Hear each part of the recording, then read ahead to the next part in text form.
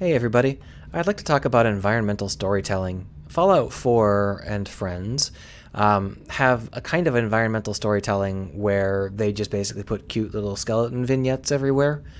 And I think that that's led people to believe that environmental storytelling is adding fun skeleton vignettes to your environments. And that's just not the case. That's actually kind of a clumsy way to do it. I'd like to go ahead and show you some examples of how to do it fairly well. This is a pretty obvious one right here. Over the course of the game, we've been told several times that the Earth is turning into a dust ball. It's dying off, the deserts are expanding. But here we can just naturally see it, where there is the damaged, dying Earth, and then here's a picture right next to it of how it looked. That's a really subtle, easy way to do your environmental storytelling, and we bring it in point here by having a telescope that allows you to take a look at the planet below. So when you're looking at the planet, you'll back off and you'll say, okay, fine, I can see the planet, what about it? And then you'll see, oh, wait, that's how the planet was 50 years ago, or however long it's been. That is a really, really strong way to do very simple, very straightforward, very basic environmental storytelling. It supports the narrative flow of the game. It isn't just a cute vignette. It reinforces what the player wants to do. It makes the player feel more deeply the situation. The player now knows that not only is this something that's true, like the Earth is actually dying, but also that the people aboard this space station knew it and had the same sorts of feelings about it. In addition, this environmental storytelling plays triple duty. I think it's a wonderful piece of environmental storytelling, because not only does this telescope let us look at the planet and focus our attention on the story being told, but there's also a second telescope over here, which tells us that this person is a telescope junkie. He's an astronomer junkie. And that's a really great way to use a piece of environmental storytelling that was intended to do one kind of story, tell you that the Earth is desolate and everybody knows it, and change it to also tell another story, that this person in particular had specific interests. Whenever you're doing environmental storytelling, you should try to figure out how many stories your environment can tell with a minimum of pressure. You don't need to write, oh, hell is coming on the walls. You don't need to throw corpses everywhere. You can. It can be a lot of fun. But sometimes subtlety is a lot of fun too, and it's not a whole lot of work. Not if you already have the assets, at least. If you don't have the assets, it probably is a whole lot of work.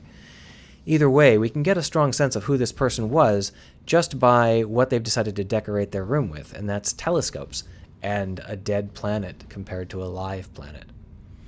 Over here, we also get a few more details about this character, like the fact that he uses untextured brand toothpaste, the untexturedest, for making your teeth whiter and flatter. He also has this interest in Moonmen, the First Contact, which I believe was also seen down on the planet. Many of the things in this room connect to the planet below directly. He's been talking to the people below, and you saw the other half of their conversation while you were down there. So environmental storytelling to connect this place to another place, I think that is very well done. And it's hard to do unless you are using that environmental storytelling in both directions from both places. If it's entirely one way, it's going to feel fake and forced. Over here we've got Sarah Baker's room. Now Sarah's room is the third piece of the planet's puzzle, because you saw the planet out of the other window, and here you see the moon. And the moon is enormous. And this is a really wonderful way to really impress on you just how far you've come. Because that's your home. That tiny little planet over there. That's where you came from. That's everything anyone has ever known. And then over here, this is the tiny moon in the sky.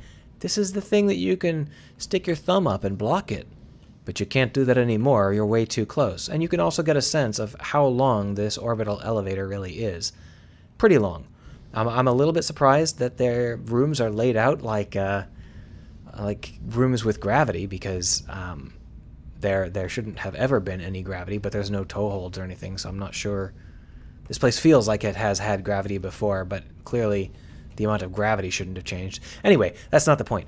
The point is that you can do environmental storytelling really, really well without going overboard. You just have to figure out how to resonate with the game world, the narrative flow of the game, the characters, and the player's objectives. You just want everything to get reinforced by the environmental storytelling. Here's another example.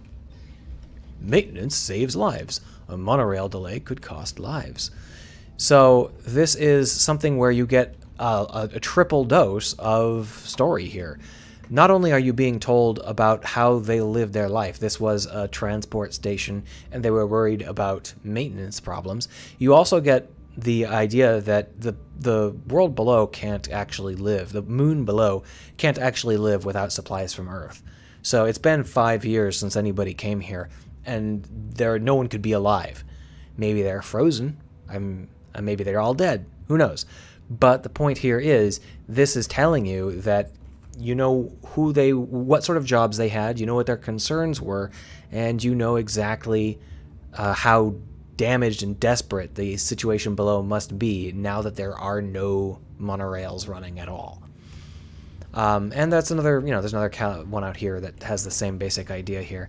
So this sort of environmental storytelling is very powerful, and to me the key is that you just want to tell as many stories with as few assets as possible.